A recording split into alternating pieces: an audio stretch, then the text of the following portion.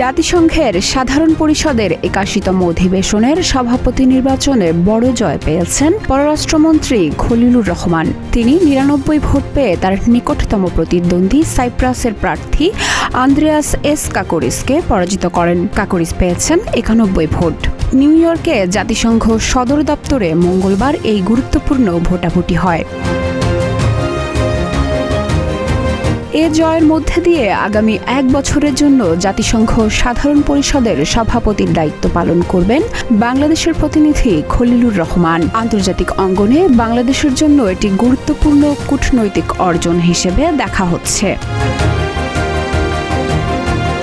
৪০ বছর আগে ১৯৮৬ সালে বাংলাদেশের আরেক প্রতিনিধি হুমায়ুনুর রশীদ চৌধুরী জাতিসংঘ সাধারণ পরিষদের সভাপতির দায়িত্ব পালন করেছিলেন। সেই ধারাবাহিকতায় দ্বিতীয়বারের মতো মর্যাদাপূর্ণ এই পদে নির্বাচিত হলেন বাংলাদেশি প্রতিনিধি।